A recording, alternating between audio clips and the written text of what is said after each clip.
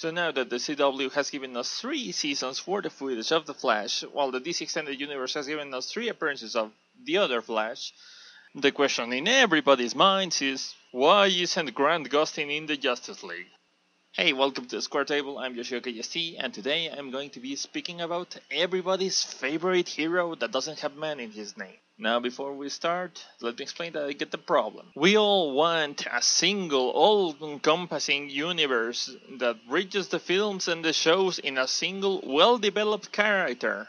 I get why we want to see the very we've come to know and love join the Justice League, fight alongside Batfleck and Wonder Woman, reach his full potential in the silver screen.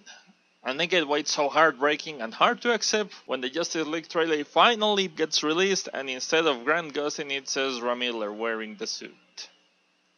And yes, at first glance it looks like a massive wasted opportunity. But hear me out, because I'm thinking this is, unfortunately, a sacrifice that benefits both the DC Extended Universe and the Arrowverse. Ever since Barry became the Flash in the CW, Gustin has been playing nothing but the character. Just look at the release schedule the CW keeps for the Flash. And remember, he isn't just playing Barry in his own show, no. He's also appearing in the Arrow crossover, the Supergirl crossover, the Legends of Tomorrow crossover, and the La La Land crossover. So yeah, it's quite possibly the most important role in his life thus far. But truly, Grant Gustin cannot possibly commit any more time that he already does to this role. It's his entire career at this moment. Now, Henry Cavill, Ben Affleck, Gal Gadot, Jason Momoa, and Ezra Miller have to prepare for months and months in advance for every DC Extended Universe movie. I can't imagine the specifics, I'm not an actor, but I think we can all agree it takes massive amount of commitment to the roles. If Warner Brothers had cast Grant Gustin as the Flash in the Justice League film, the first consequence would have been the delay or actual cancellation of the CW's Flash Season 3. Even if by some miracle Grant Gustin was able to perform the role for the movies and the series, or suppose for a moment that we're willing to sacrifice the seasons of The Flash in order to fuse the DC Extended Universe and the Arrowverse together, what happens next? That brings us to the second point. Seeing the absolutely insane budgets Warner Brothers is investing in the DC Extended Universe, it's going to prioritize the movies. This probably means that rather than change the script for the movie, the CW would be forced to work around some limitations. For example, say the Flash is going to time travel for the very first time in Justice League, and it's one of the bigger plot points. This means we have to save the surprise, so he cannot time travel in his own show. This also of course means he cannot change the timeline, and this also means that Flashpoint cannot happen in the series. What about Captain Cold? He's too important a character, of course he's going to get introduced in the movies, same with Gorilla Grodd, so you cannot use any of them until they're introduced in the movies. This also means they have to wait for the movie to establish whether Cold uses a cold gun, or if he's a meta-human like in some of the newer comics.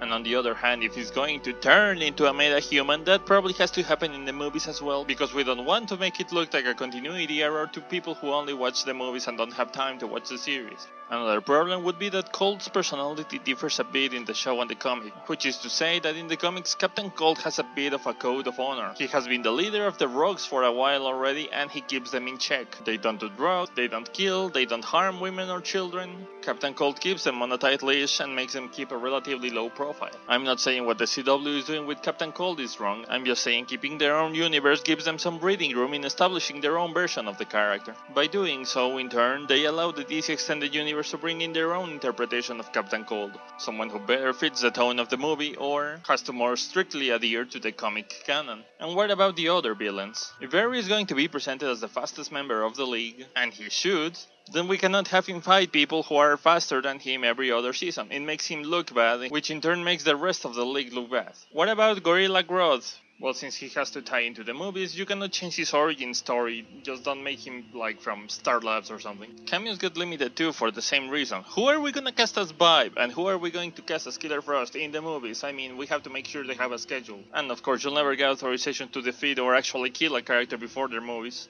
On the other fronts, well, Supergirl isn't going to get a visit by her cousin because he is dead. Actually, never mind Supergirl, because Kara landed about 1,000 years ago and they're both gone by now. Not to mention the villain who got announced this week already died, twice in fact. Same thing over Arrow. It would be really contrived to bring Roy Harper as he was left in Arrow to the DC Extended Universe. Same thing with Black Canary. As a matter of fact, I think the only character we could get from Arrow would be Huntress.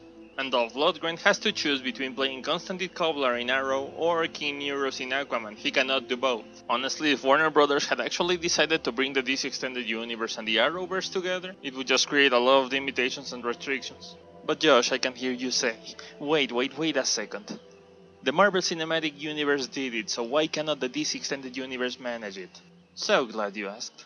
Daredevil takes place in the same universe as the Avengers, and they share it with Agents of S.H.I.E.L.D. and Agent Carter.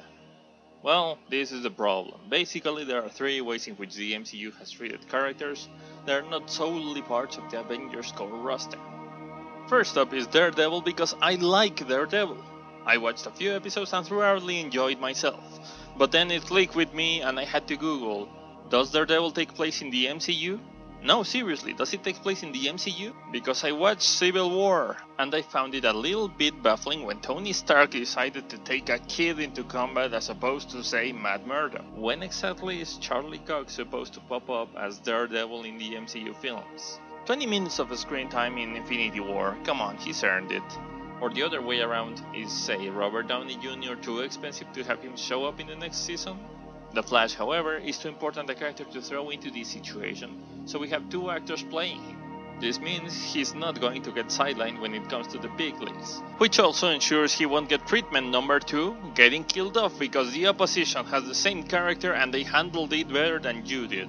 And it means he's also safe from treatment number 3, where there's a whole bunch of films where he's dead in the same continuity of a bunch of shows where people pretend he's dead, because that's just kind of silly. Now don't get me wrong, Marvel Studios did a terrific job with Tony Stark, well in the first movie anyway, and Netflix nailed it when it came to Daredevil, so I was excited to see them interact one day, but so far the integration of the Netflix shows into the MCU has, far from making their crossover a reality, put a limitation that will just plain not allow them to fight alongside one another, and instead locks Daredevil into its own little universe with Jessica Jones, Luke Cage, and Iron Fist. Hell, Krypton only gets away with it because it's a prequel set like 200 years into the past. And because the planet itself looked plenty interesting in the half an hour we got of it in Man of Steel. They could even use it to link General Zod's dynasty to the Doomsday experiments in some way or another. Though because of the limitation, if they chose to use any other villains like say Brainiac, they could only really set them up to a temporary defeat that still allows them to be introduced into the DC Extended Universe movies proper. On the other hand, I find it a little bit funny, and a little bit sad, that a character that Marvel doesn't have the cinematic rights to managed to get into a film before Daredevil did, especially after they fought over Fox. From what I hear, Fox at some point even suggested a deal similar to that which Marvel holds with Sony, allowing them to use Daredevil, but Marvel was in the position to take it all, and they took it all to the MCU. So as good as Daredevil is, I can't help but feel Marvel dropped the ball in its connection to the MCU. And if anything, it makes me very glad I can watch Barry screw around with the timeline in the Arrowverse and still be free to run around with the League in the DC Extended Universe. Because in the past, there have been shows that have been changed in order to better suit the films they are modeled after. Characters have been killed off when studios didn't want to risk people getting confused between two versions of the character.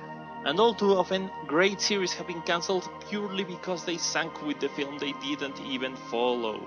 The Flash is in an unprecedented situation. It relies only on its own quality and audience, and it does not depend on a film to succeed or for toys to sell well. If you enjoy the show at all, don't let it be cancelled just because an executive is afraid that you won't recognize two different versions of the character. Be glad they actually wrote the Flash into the film. Be glad we're getting new episodes every other week and films on top of it. And be glad our favorite speedster is now in 3 different forms of successful media. Because why do we want one nice thing when we can have so much more? We were probably one executive decision away from having the show cancelled. So really, the situation that we have here, yeah, it's pretty freaking cool. Now, I really can't think of a lot of ways Warner Brothers could have made a better decision here. Except maybe if the actors were blonde like Barry in the comics, I don't know. Hey guys, I know it's been a while since last video, so sorry about that. I've been trying to crank this out more often, but I'm a busy man and editing takes a while.